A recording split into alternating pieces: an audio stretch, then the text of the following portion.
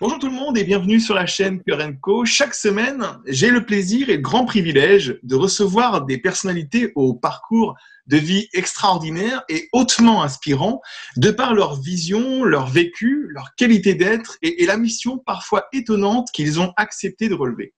Cette semaine, on pousse pour vous le volume radio haut à la rencontre d'un initié du show, d'un invité de marque pour qui la différence fait la différence. Tour à tour, il a été agent d'artiste d'Anthony Cavana à Jean-Michel Anquetil, en passant par Morancy, Dupré et bien d'autres, conférencier, auteur, /podcasteur. Il est sûrement le plus trublion des avocats du barreau, le plus cupidon des animateurs radio. C'est un grand activiste des neurones et du rire, un spécialiste qui découvrit qu'être communicateur ne pouvait se passer d'être homme de cœur. Cette semaine, j'ai le plaisir d'accueillir Marc Boilard. Salut Marc. Hey, salut Luc, quelle présentation de feu. Je pense que je vais la garder pour la mettre dans mon CV. Je t'en remercie. En tout cas, Marc, franchement, tu es pour moi, sincèrement, une marque de fabrique. J'ai eu le temps de réviser un peu tes classiques, de voir un peu ton pédigré, ton histoire de vie, tes péripéties aussi. Et j'avoue que ça m'a bluffé et même ça m'a nourri pendant tout ce temps où on attendait de se parler. Et j'ai eu envie, comme je te disais tout à l'heure, j'ai envie de te présenter au public français parce que j'aime cette idée de pouvoir un peu retracer ton parcours dans ce qu'il a de beau. Alors, je sais que tu es animateur, auteur, entrepreneur, conférencier.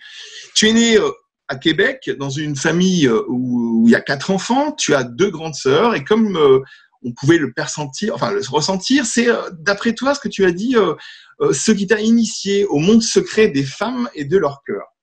Tu es un trublion, un agitateur de naissance. Tu as traversé les études en divertissant tes camarades avec des sketchs que tu jouais régulièrement pour eux. En 3e année de secondaire, tu as décidé de te lancer dans une carrière d'humoriste en parallèle de tes études. Alors, ce que je sais, c'est que tu suis donc des études dans sciences politiques et puis finalement en droit. Et tu deviendras en 90, contre toute attente, avocat. Installé à Montréal, tu rencontres Anthony Cavana, rien que ça. Tu deviendras son agent et suivront ensuite Jean-Michel Anquetil, François Morancy, Marc Dupré, Maxime Martin. En tout cas, en 2001, tu deviens toi-même chroniqueur télé à l'émission Je regarde moi non plus sur TVA et animateur radio avec Varda, que je ne connais pas. En 2002, tu co-animes l'émission de télévision Testostérone, une émission un peu musclée où tu vas avoir un peu le rôle du macho avec ton ami très chevelu Mike Ward. En 2004, tu lances avec des associés le site de rencontre Mon Classeur qui va rencontrer un bon succès. Et après, qu'est-ce qui se passe pour toi? Alors, ce qui semble être un vide médiatique dans la vraie vie, c'est que j'ai fait beaucoup de radio à Québec. Il fait moins parler que lorsque tu le fais dans la métropole, à Montréal. Et il faut savoir aussi que pendant plusieurs années, Mon Classeur a été mon occupation à temps plein. Ça fait que l'espèce de 3-4 ans, pas clair, jusqu'à temps qu'il y ait de la radio plus en vue, que je commence à lancer des livres, etc. Il y a eu cette espèce de période-là où j'étais tout sauf inactif. C'est que j'étais un peu dans les précurseurs de ceux qui font affaire sur le web. On a lancé le site en 2004. Alors moi, en 2004, j'étais déjà les 2 mains dans toute l'explosion d'Internet, etc. Internet, rappelons-nous, c'est arrivé en 95, si je me souviens bien, c'est devenu populaire. Et puis en 2004, il y avait déjà un site ici au Québec qui était très, très fort pour l'Internet, c'était Réseau Contact. Et puis nous autres, on était arrivés avec une formule qui était humoristique. Donc, Mon Classeur, l'idée, c'est que tu ouvrais des dossiers, tu faisais des demandes d'entrevue, etc. Donc, ça a plu énormément chez les jeunes. On est devenu rapidement le premier site au Québec chez les moins de 30 ans. Et puis, l'histoire a continué jusqu'à temps qu'il y a quelques années de ça, on a été obligé de fermer le site parce que tout le monde, maintenant, à travers la planète, n'en a que pour les apps, les Tinder de ce monde, etc. Le marché a évolué comme ça.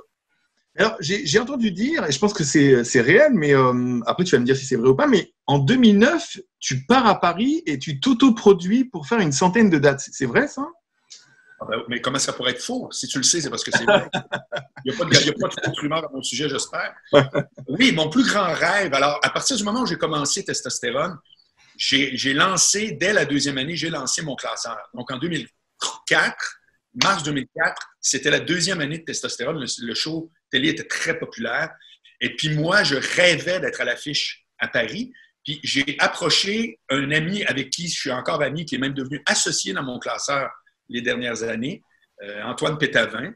Et puis Antoine m'avait répondu, puis je suis allé le visiter, etc., pour voir si mon classeur n'avait pas une possibilité d'existence en France. Et ça a juste confirmé mon désir de faire des spectacles là-bas.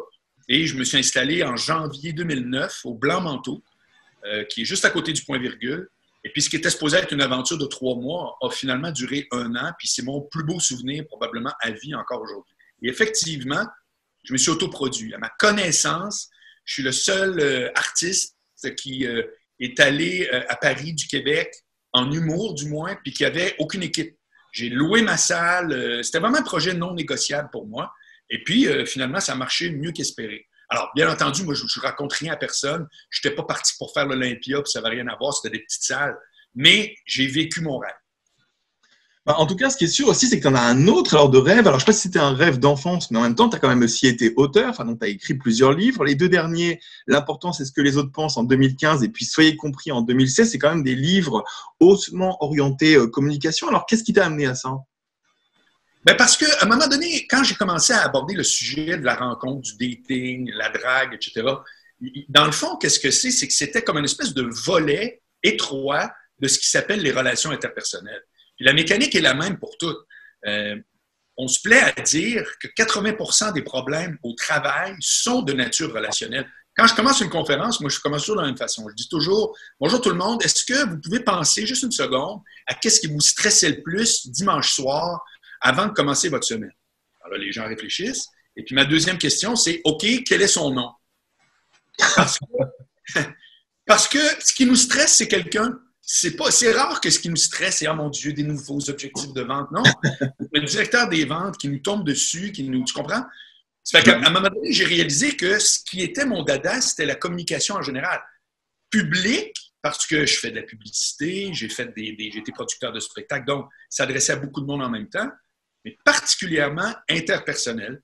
Donc, je me suis mis à faire de la formation là-dedans. Aujourd'hui, maintenant, j'ai des formations vidéo que tu peux avoir accès sur mon site, etc., à l'unité.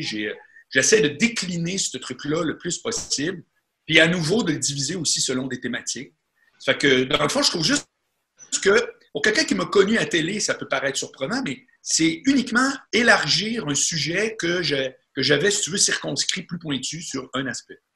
Alors, c'est vrai que je suis allé voir sur Vimeo ta proposition à 3,50 € de pièce. Là. Donc, je la mettrai en dessous dans les commentaires parce que je l'ai trouvé intéressante. J'irai moi-même écouter un peu ça, ça m'intéresse.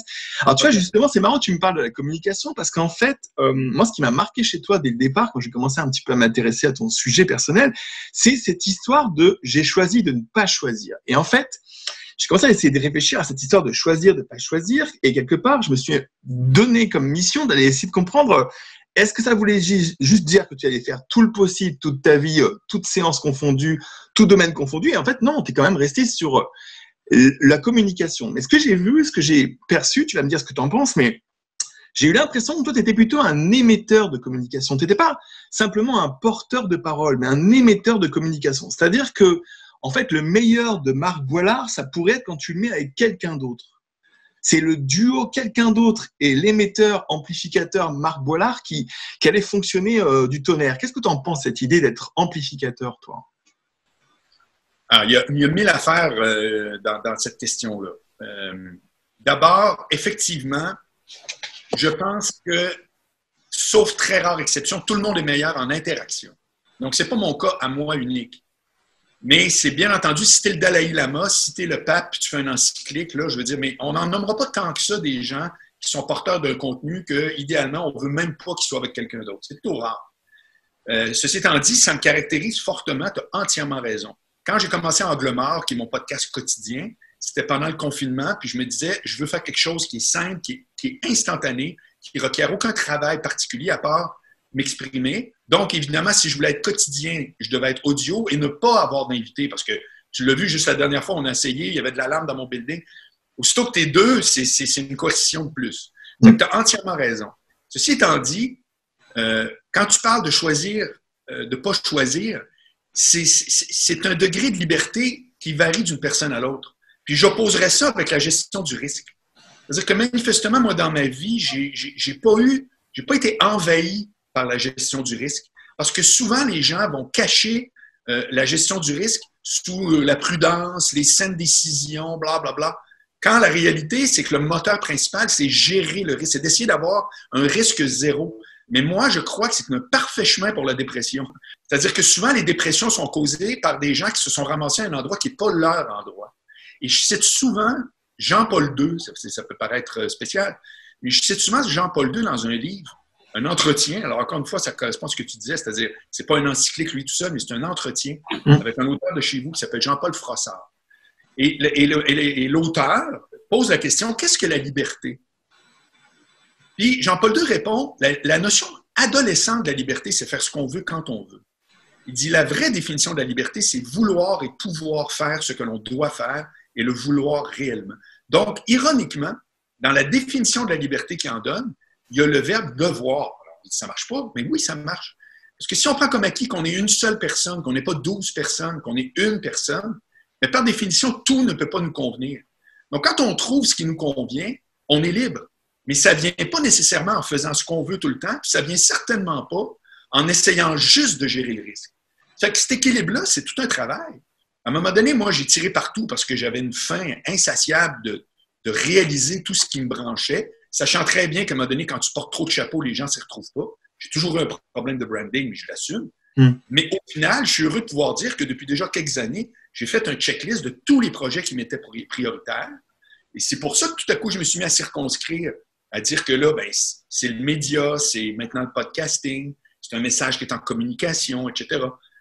Tu finis par avoir fait le tour. C'est pas une fin insatiable de vouloir tout faire. C'est faire ce que toi, tu juges que tu dois faire. Alors, ça reste un challenge un peu de tous les jours, qui fait que pour certaines personnes, la vie est extrêmement stable. Et puis, comme moi, plutôt un zigzag. Alors, c'est vrai que ce qui est quand même étonnant quand tu parles, là, tu vois, c'est un truc qui me marque, que je n'avais pas vraiment vu jusqu'à maintenant, c'est que tu parles de la liberté, tu parles du fait que tu as une sorte de wish list personnelle qui est quand même déjà bien complétée, tu vois, tu as quand même une wish list bien réalisée. Dieu sait que ça bouge quand même hein, chez toi, moi je trouve. Et en fait, je voulais savoir, tu parles de la liberté, tu parles du fait d'accéder quand même à un potentiel qui peut être un peu illimité dans ton domaine personnel, mais tu as vécu comment, toi, le confinement depuis ce mois de mars dernier? Ça se passait comment pour toi? Alors, moi, je suis né avec le bonheur facile. Et puis, je dis bien je suis né, parce que ça, c'est une grâce qui tombe sur la tête à cause des gènes de tes parents. Dans une même famille, tu peux avoir des enfants qui ont le bonheur très difficile, d'autres. Alors, moi, je m'insurge énormément contre cette idée-là qu'on crée notre bonheur. Non, c'est faux. Il y a des gens qui l'ont facile. J'ai eu ce bonheur-là. Donc, ce qui fait que je sens pas beaucoup les sentiments de solitude, par exemple, ou bien d'anxiété, d'angoisse. Ces trucs-là, ça m'habite pas tant.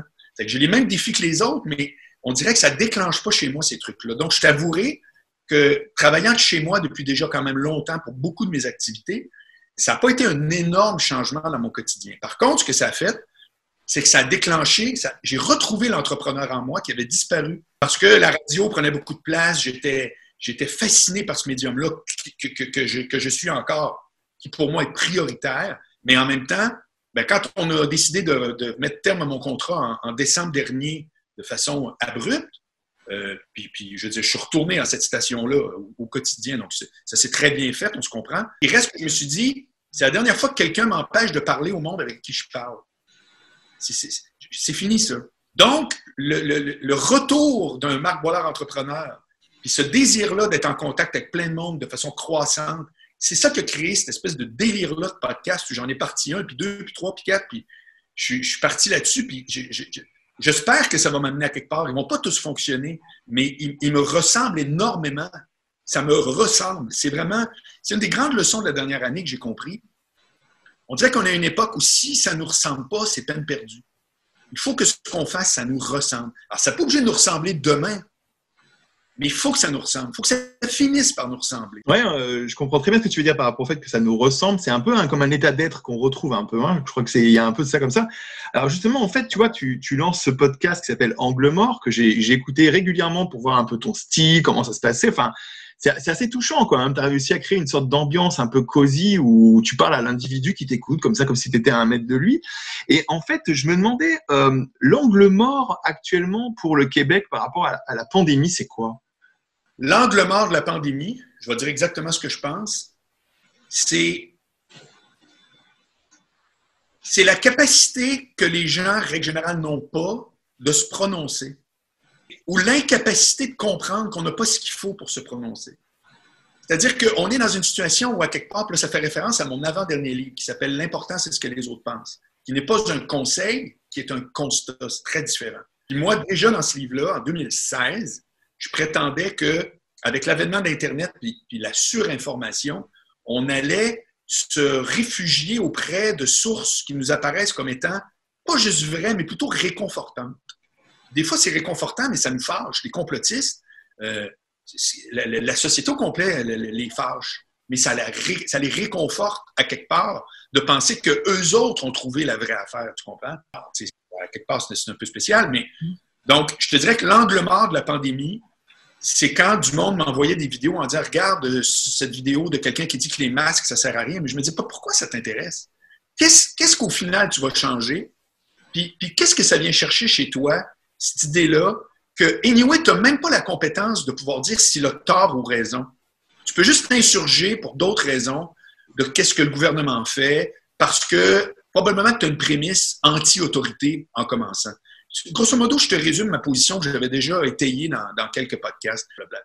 Je fais juste dire qu'en résumé, l'angle mort, c'est qu'avec des prémices floues, c'est-à-dire ce virus-là, on ne le connaît pas, comment peut-on tirer une conclusion ferme? Alors, l'image que je donne, c'est, je te dis, « Hey Luc, j'aimerais ça que tu me fasses une pizza. Je vais te donner 5 ingrédients de la pâte à pizza, dont 4 ingrédients secrets. Puis tu me réponds, « Wow, je vais te faire une pizza carnivore, ça va être génial. » Comment tu fais pour me le dire? Ça se peut que je te donne du yogourt aux fraises et des ananas. Bien, c'est la même chose. Avec des prémices floues, tout le monde essaie de tirer de grandes conclusions sur comment gérer ça. Ben moi, j'évite ça, tout simplement. Alors, tu vois, c'est bien que tu dis ça, parce qu'effectivement, le coup de la pizza, c'est bien vu, c'est vrai, c'est très bien vu. Mais tu vois, je me disais, toi, de ton côté, tu penses qu'il faut qu'on attende en serrant les fesses, ou est-ce que on doit se lancer dans une nouvelle sagesse à l'instant T, là? Je ne vois pas quelle nouvelle sagesse, si ce n'est que de se poser la question en quoi est-ce que je contribue à la situation actuelle positivement? C'est la seule question. En quoi, quand même que je saurais que la vérité... Admettons, là, prenons un exemple. Dans 3 mois, on apprend que les masques, ça ne sert à rien. Et alors? Et alors? En quoi aujourd'hui de lutter contre ce qui a de très fortes chances d'être effectivement un outil qui a une raison pour contrer la pandémie, en quoi je contribue, moi, d'envoyer le signal que le masque, peut-être pas, puis telle affaire, tout ça. En quoi, au final, je parlais de ça un peu ce matin dans Angle mort, puis dans les sujets que je propose pour la radio aujourd'hui. La liberté d'expression, là, comme n'importe quelle liberté ou droit, c'est pas en soi la finalité. La liberté d'expression, c'est pas en soi une finalité. Encore faut-il que cette liberté-là construise une meilleure société avec plus ou moins de... Et chacun a droit à sa façon de voir. Mais si on fait juste dire non, l'important, c'est la liberté d'expression et que le final, c'est un peu plus de chaos, pourquoi ce droit-là, tout à coup, doit être porté au nu? En un mot, un principe, c'est jamais autre chose qu'un outil. Un principe, c'est un outil. Donc, dans la pandémie, le principe, c'est pas d'essayer de trouver nécessairement qu'est-ce qu'au jour le jour je pense avec ma non-compétence. En plus, c'est ça qui est épouvantable. Non, c'est de se poser la question en quoi je contribue. Or, des fois, contribuer, c'est mener un combat, c'est trouver pour la vérité ou autre. C'est très possible. Les révolutionnaires de ce monde, c'est des gens qui ont mené des combats. À tort ou à raison, c'est pas le propos. Donc, pour moi, la question ultime, c'est une question qui est éminemment philosophique, et non pas ni médicale ni rien. C'est, comme citoyen, en quoi est-ce que je contribue à aider cette situation-là, sachant que les prémices sont floues. Alors, à chacun, après ça, de trouver comment je fais pour aider au lieu de nuire. Est-ce que tu crois qu'on pourrait dire le principal, c'était être, hein, et maintenant qu'on n'a plus la fluidité de faire, et d'espérer qu'avec ce qu'on fait, on aura, et qu'à la fin, on pourra continuer à vivre, t'as pas un peu l'impression que le choc, c'est juste que si t'étais rien avant, là, c'est la claque, parce qu'il y a plus grand-chose pour te rassurer? Alors là, où c'est intéressant, c'est que tu poses la question sur ce qui est confrontant. Un paquet de business qui trouvent ça épouvantable de fermer actuellement. Or, ils étaient sur le point soit de fermer ou d'avoir des temps difficiles. Moi, j'ai constaté, exemple, que il y a plein de restaurants qui marchaient très bien à la réouverture, la dernière réouverture. Comme par hasard, c'était des restaurants qui étaient beaux.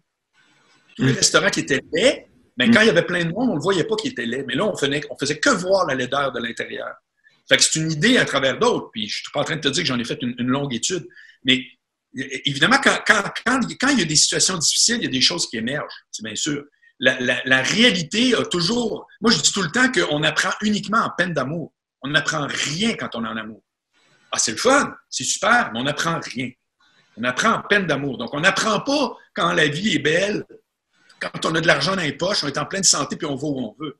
On apprend quand tout à coup on nous dit, là, on est coincé, ça c'est fermé, ton truc. Alors, je m'en réjouis pas, crois-moi, je me réjouis en rien de la situation actuelle. Mais pour répondre à ce que tu dis, c'est dans la coercition que les affaires sortent. Quand tu veux faire sortir la pâte du tube à pâte à dents, tu pèses dessus, tu comprends? Quand tu fais juste le regarder de même, il est tout beau. Mais quand tu pèses dessus, là, les choses sortent, tu comprends? C'est une belle image. Tu vois, en fait, j'ai envie de t'appuyer dessus aussi comme dentifrice, là. Alors, je te propose qu'on fasse une petite interview à la Ardisson, histoire de décaler un petit peu le propos pendant un petit temps. Tu vois, c'est bon, tu connais Ardisson, je suis sûr que de là où tu t'habites, tu as dû entendre parler de ce mec. Alors, tu vois, vu ton talent d'orateur, j'ai envie de te faire une interview upside down, c'est-à-dire une interview un peu décalée pour voir un peu ce que tu nous caches un peu comme malicieux que tu peux être. Alors, une première question. Si tu pouvais te cloner, Marc, si tu pouvais te cloner, il ferait quoi l'autre Marc Boilard?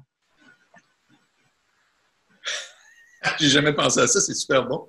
Si je pouvais me cloner, en voulant dire, est-ce que mon clone doit faire quelque chose qui ne m'est pas accessible ou bien juste que j'aimerais faire en double? Je ne sais pas quoi te répondre. Dans ma difficulté de répondre, il y a probablement le fait que je trouve que ma vie me ressemble. Donc, tu t'interdis rien, tu veux dire? Ben, je veux dire, je me souhaiterais des podcasts qui ont un succès monstrueux, mon émission de radio à la maison, comme je fais là, mais en plus. Tu sais, je veux dire, ce que j'ai actuellement serait juste plus fort, fonctionnerait plus, aurait plus d'impact. Mais non, je vois pas, je me transborderais où? Non. Voilà. Ok, c'est peut-être à méditer. C'est quoi ta plus belle erreur?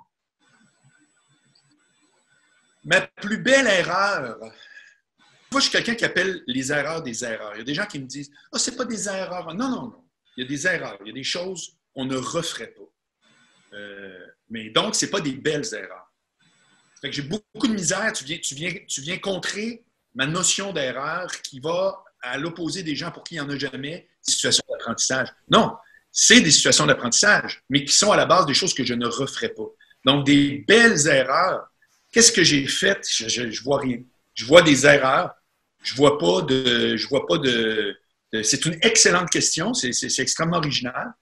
Mais je trouve rien de beau dans une erreur. J'avais proposé un truc parce que je t'ai entendu une fois parler d'un truc que j'ai trouvé intéressant. Moi, je suis en France, donc j'ai pas accès à tout ton historique, mais tu parlais du fait que tu étais étonné comme, en fait, tout le monde avait cru en ton personnage dans Testostérone, à ce mec macho, et que c'était un peu collé. Tu penses que c'est une belle erreur, cette histoire? C'est bien que finalement les gens t'aient pris un peu comme ce macho ou pas du tout, au contraire? Ce qui m'a déçu, c'est pas la réaction du public. Je savais exactement ce que je faisais. C'est la réaction de l'industrie. Plusieurs médias qui ont décidé, dans le fond, d'écouter le public au lieu de dire « Ben oui, mais lui, on sait très bien c'est quoi sa game, puis il joue un jeu média, puis etc. blablabla. » La plupart me connaissaient d'ailleurs parce que j'étais gérant avant. J'évoluais dans toutes ces sphères-là. Tu sais. Fait que ça a été une surprise où est-ce que j'ai appris que c'est entre autres pour ça que j'ai écrit l'important, c'est ce que les autres pensent. C'est venu vraiment de cette expérience-là. Ça fait que d'arriver comme un méchant à la télé, ça a créé une notoriété instantanée, mais je pensais que quand moi, j'aurais fait le tour, donc quand j'ai lancé mon livre, moi, si j'étais une fille, pour moi, cette histoire-là, c'était terminé, que tout le monde allait me suivre dans l'autre univers. Donc, tu sais, c'est pas une belle erreur, c'est une erreur. Ceci étant dit, quand je regarde mon DVD de Testostérone, je me rends compte qu'il y a des sketchs, parce que j'avais quelques personnages que je faisais à l'occasion, je me rends compte instantanément aujourd'hui qu'il y a des sketchs, si je les avais faits avec un personnage, il n'y aurait eu aucun problème. Mais moi, je trouvais que ça manquait de courage. Je savais très bien que j'allais être doublement provoqué en étant moi-même, mais je me disais, c'est lâche un peu de faire autrement. Mais oui, donc je le regrette. Je regrette pas ce que j'ai dit, parce que ce que j'ai dit, quand même si c'était irritant, les gens m'ont jamais dit que c'était faux. Et moi, je afficher de la vérité. Fait que, je veux dire, ça ne voulait pas dire que c'était des vérités de la palisse, mais c'était irritant. Irritant et faux, c'est deux choses. Donc, je le redirais exactement pareil. C'est là toute l'ironie, mais avec un personnage. Puis là, les gens feraient comme « Oh mon Dieu, voilà pour son personnage de gars macho. » C'est ridicule quand tu y penses. C'est ça que je changerais. Donc, c'est pas une belle erreur. Parce qu'il a fallu que je me batte tout le temps contre ça après, alors que je trouve que j'aurais jamais dû. C'est quoi le défaut qui t'a sauvé la vie? Mon défaut, c'est que j'étais fuyard. C'est-à-dire que jusqu'à l'âge de 32-33 ans, où j'ai fait une genre de petite mini-dépression, moi, mon mode de résolution de conflit avec les gens, c'était de me pousser, tout simplement. J'ai réalisé ça. Et j'ai arrêté ça. J'ai arrêté ce réflexe-là, puis ma vie a changé énormément. Donc, je te dirais que ce n'est pas nécessairement le défaut qui m'a sauvé la vie, mais c'est le défaut qui était le plus flagrant que j'ai fait ça, il faut arrêter. Après, comme tous les hommes, j'étais quelqu'un qui était doté d'une écoute très moyenne.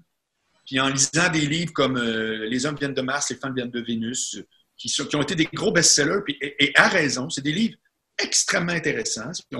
Souvent, on va dire un best-seller de pop psycho, donc c'est flaky, ça. Non. Il ne faut pas poser ce qui est profond et songé avec ce qui est peut-être juste un angle d'attaque. C'est tout aussi valable. Puis j'ai réalisé, donc j'ai fait moi-même Soyez compris, qui est un livre qui est littéralement décortique la mécanique d'une relation proche ou loin via l'échange, l'écoute, l'affirmation. Voilà, donc ça, c'est un défaut que j'avais que je sais que j'ai fortement corrigé. J'aime beaucoup passer pour quelqu'un qui a beaucoup d'écoute. Quelle est la qualité que ceux qui t'aiment voient de toi que tu ne vois pas, toi? C'est pas clair, pour les raisons que toi-même tu donnes à ta question. mais ce que des gens m'aiment puis que je sais pas. Je vais te répondre une chose, par contre, c'est que dans tout ce qu'on dit, il y a un sous-texte qu'on ne contrôle pas. Puis ça, c'est pas nécessairement que les gens aiment ça ou pas. Ben, ils ne détestent pas, manifestement, s'ils me suivent. Mais, exemple, hier encore, j'étais en consultation privée avec un jeune qui, lui, voulait me parler. Dans mon livre à moi, rien à voir avec tout ce que je raconte. Et c'était le deuxième, depuis un mois, qui voulait me parler d'orientation professionnelle. Puis j'ai commencé en disant, qu'est-ce qui fait que tu veux qu'on se parle? Puis tu comprends que lui, dans le sous-texte de Marc Boilard, il y a ça. Il y a l'idée qu'il a l'impression que je suis quelqu'un qui arrive avec une démarche, un background, une façon de voir et au final, il a raison. Parce que je suis avocat, j'ai été gérant d'artiste, j'ai été professeur en gestion de carrière. Ça fait que c'est quelque chose que je porte sans aucunement le savoir, entre guillemets. Cette espèce de côté-là un peu motivant, qui donne peut-être le bon conseil au bon moment. Je vois bien que j'ai ça dans l'âme, mais mon propos n'est pas ça. Mon propos n'est pas ça. Mais les gens vont chercher du sous-texte. Ça, je trouve ça fascinant, d'ailleurs. Ouais, c'est intéressant parce que je vais te poser une question qui est en rapport avec un sujet qui est de prédilection chez toi. Alors, je me suis toujours demandé si c'était pas tes deux sœurs qui t'avaient rendu aussi capable dans le domaine de la psycho, de la relation, de la communication. Il faut voir parce que quand on a deux grandes sœurs, on est quand même baigné dedans. Ta mère compris, ça fait quand même 3 femmes autour de toi. Je me suis demandé quel défaut devrait avoir une femme pour te séduire? Ben, alors, je pense que l'imprudence. Je trouve ça très lourd d'avoir à dealer avec les filles qui ont peur du lendemain parce que ça envoie un signal qui est le contraire de mes valeurs profondes, c'est-à-dire la liberté. Je veux dire, moi, écoute, j'ai écrit un livre qui s'appelle « Moi, si j'étais une fille ». Ça fait que tu te doutes. C'est pas le classique. Moi, si j'étais une fille, je serais très cochonne. Là, parce que je comprends. Je suis dans un autre registre. Là. Mais ce que ça dit en substance, c'est que si j'étais une fille, je serais beaucoup plus en prise. Tu sais, je vais te donner un exemple. J'ai parlé de ça. C'était ma chronique de mardi, donc de lundi, où j'ai parlé de Jeannette Bertrand qui est passée à Tout le monde en parle ici au Québec parce que l'émission ici dure encore. Blablabla. Fin de l'histoire courte, je disais, à un moment donné, Jeannette Bertrand dit il faut que les hommes changent. Parfait. Je dis, il va falloir aussi que les filles changent, mais pas par rapport à nous, par rapport à elles-mêmes. Cette espèce de tradition qui continue, que les filles veulent comprendre les gars, puis au final les excuser, parce qu'en fin de compte, sa mère était comme ça, puis ils sortent d'une dure de... Mais pourquoi? Mais on s'en fout, on s'en tape totalement. Je veux dire, c'est comme... La prudence féminine face à une nouvelle relation ou autre, moi, c'est quelque chose que je n'aime pas. Parce que je trouve que ça ne fait pas preuve de liberté. Donc, c'est l'imprudence qui, pour moi, me séduit, c'est-à-dire de dire oui plutôt que non. Sachant qu'au final, je n'ai aucun pouvoir sur cette personne-là, puis je ne suis pas supposé en avoir et je n'en cherche pas. Et c'est quoi la question qu'il ne faut jamais te poser à toi? Aucune. S'il y a quelqu'un qui carbure à l'échange, c'est moi. Donc, il n'y a aucune question qui m'indispose. Aucune. Sauf que c'est un peu lourd d'avoir à justifier tout le temps l'époque précédente. Quand on commence à m'étiqueter ce qui avait lieu il y a 20 ans, je trouve ça très lourd. Puis moi, oublie pas, j'ai été gérant d'artiste. Ça veut dire qu'à quelque part, je reconnais le talent. Puis je réalise que personne ne marche comme ça. Pour mon dire, personne ne va au-delà du branding. Donc, on a tous un branding, c'est normal. On s'en sort pas, on en a un. Puis on le construit, mais des fois, on en est victime, peu importe. Mais on devrait être tout le temps capable d'aller au-delà du branding, de voir que les gens sont plus que juste le premier signal qu'on envoie, mais c'est faux. Voilà, c'est faux. C'est pas comme ça.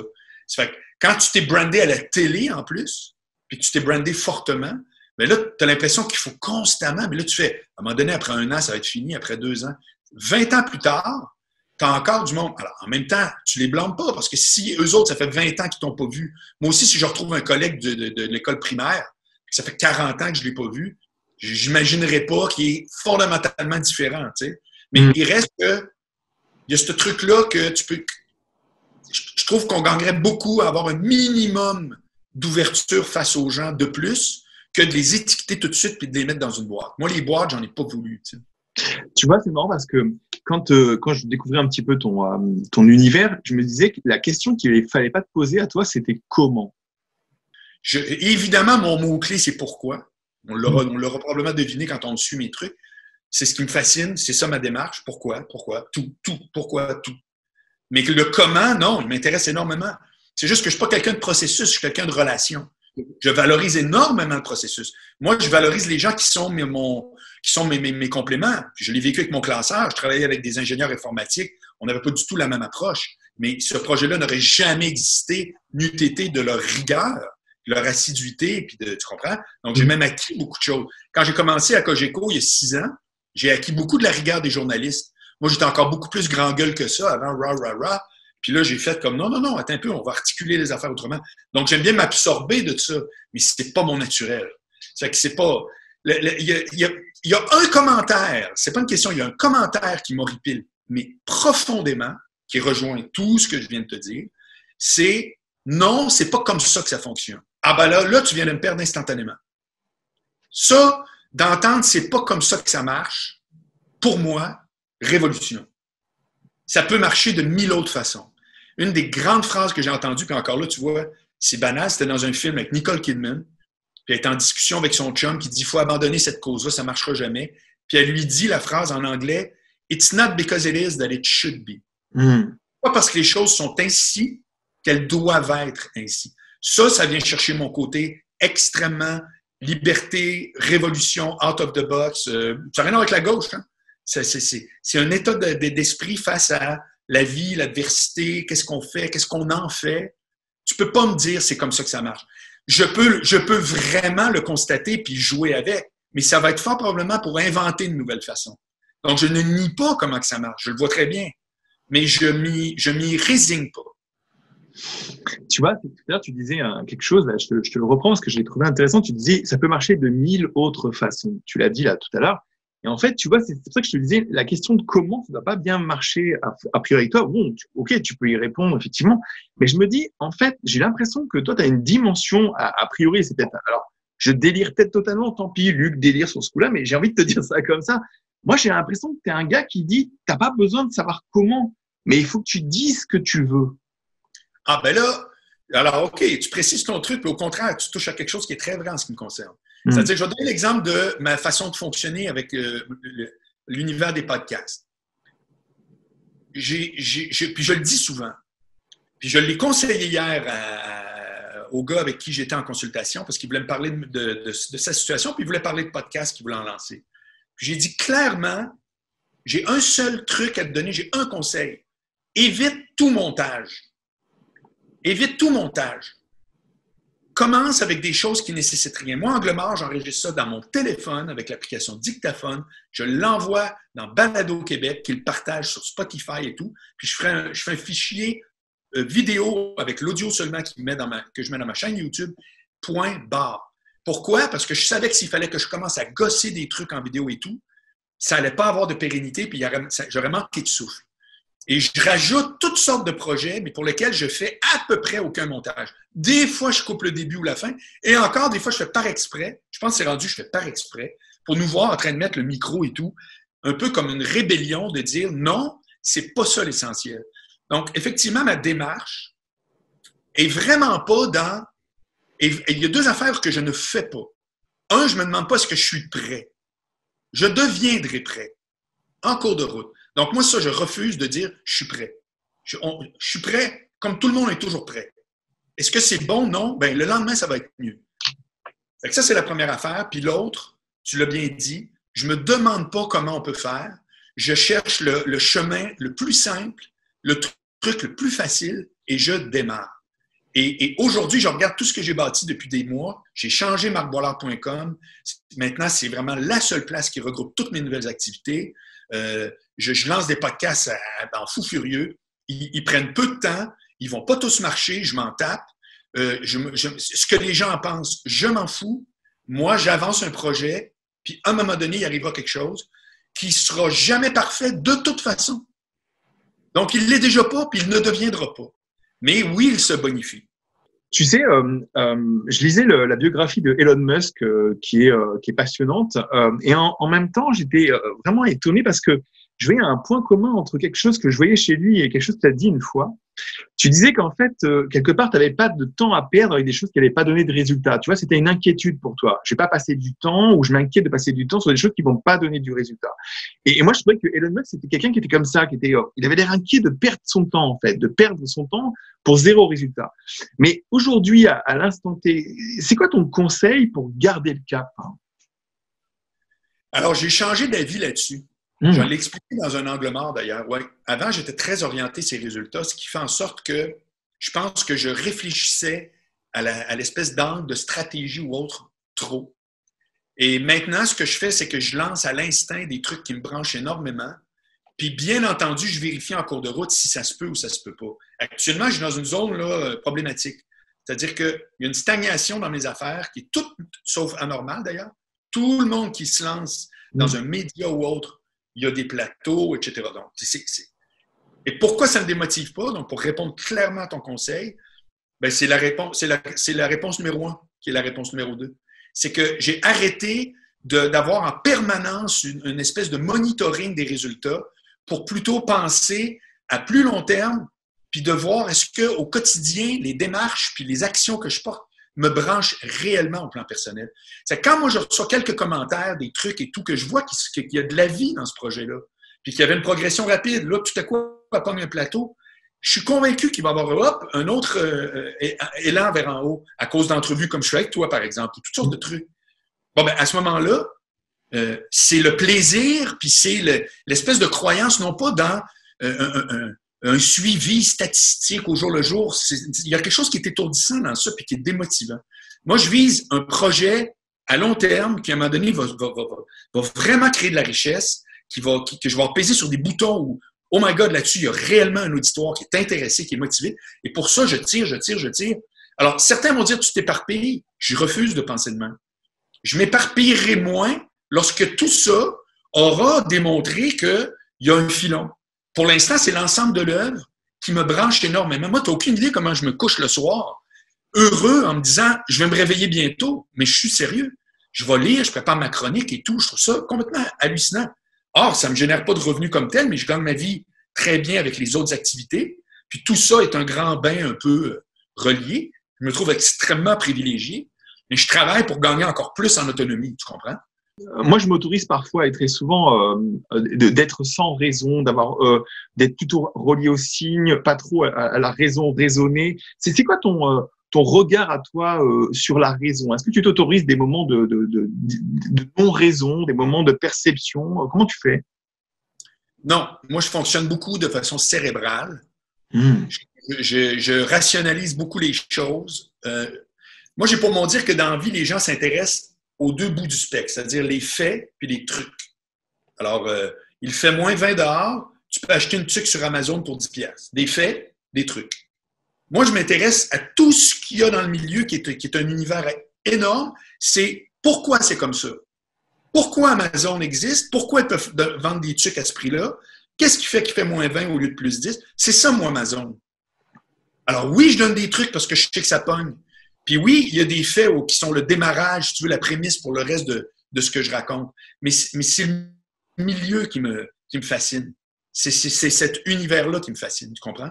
Ah ouais, je comprends. Mais pourtant, quand tu t'es occupé d'artistes comme Anthony Cavana, etc., tu pouvais pas juste être un mentalisé, quelqu'un qui réfléchissait à tout. Il y avait aussi un peu la chance, j'imagine, le moment où c'était le moment. Comment tu faisais à l'époque?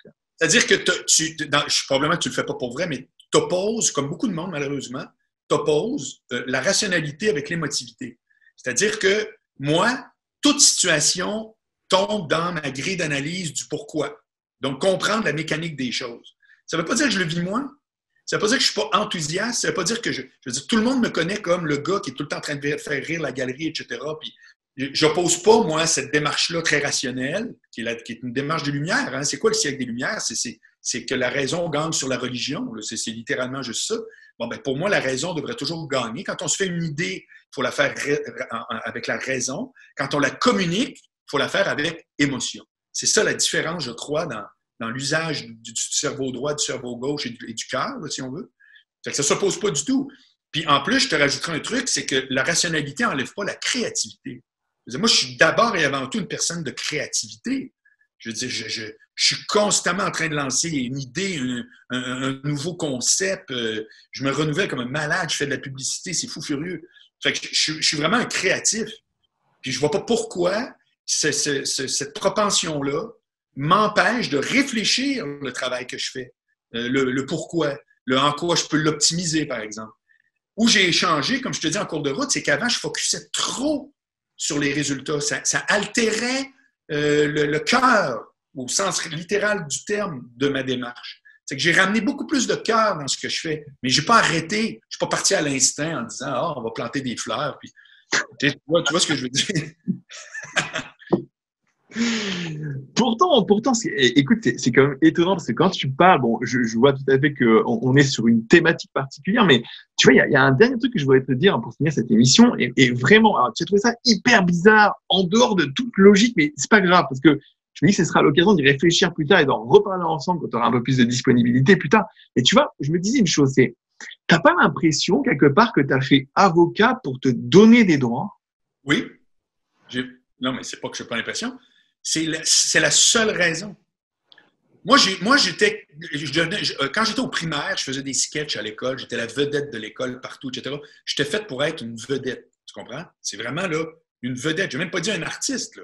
C'est souvent les artistes vont dire « Ah, il faut faire… » Non, non! Moi, je ne me suis jamais considéré un artiste. Je suis créatif. Je ne suis pas un artiste. Je n'ai pas ce profil-là comme tel. Mais je suis une vedette. Je suis fait pour être connu.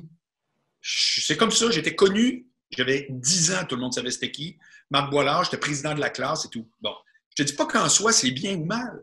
Je te dis juste qu'à quelque part, quand je suis arrivé puis j'ai choisi un régime d'études, puis je voulais un titre, parce que j'aurais bien mieux aimé étudier en communication ou en théâtre. Ça m'aurait donné quoi de plus? J'aurais fait exactement la même chose.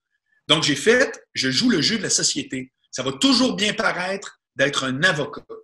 Point barre. Donc, effectivement, je me suis donné des droits. Je me suis donné un droit, c'est celui de flasher dans un monde où encore, même ceux qui disent oh, c'est encore très bien vu d'avoir un diplôme et c'est encore mieux vu d'avoir un diplôme avec une profession libérale. C'est le jeu de la société. Je le répète, c'est pas moi qui décide comment ça fonctionne. Donc oui, je me suis acheté des droits, c'est-à-dire une espèce de crédibilité instantanée qui est complètement surfaite. Mais c'est comme ça que ça fonctionne. Je le dis très ouvertement. Merci parce que, avec toi, j'ai eu l'impression qu'on ne pouvait pas tomber trop dans des marges étranges et qu'on devait rester quand même dans la vraie ligne d'une cohérence mentale. Mais à la fois, je te trouve des fois dans une situation intérieure où tu pourrais découvrir des choses de fou. Alors, je te donne un petit truc pour la fin. Ce que j'ai trouvé rigolo, c'est que dans ton histoire de angle mort, ce qui m'a paru un angle mort, c'est que angle et angel, c'est très, très proche. Et là, je me suis questionné sur est-ce que tu avais vu que le trait noir que tu as fait, il est juste sur le LE à la fin. Est-ce que c'est pas Angel, ton angle mort à toi? Ça veut peut-être rien dire, mais j'avoue que ça me manquait un petit peu de réflexion. En tout cas, je te remercie bien pour tout ce moment ensemble. Je te laisse à toi.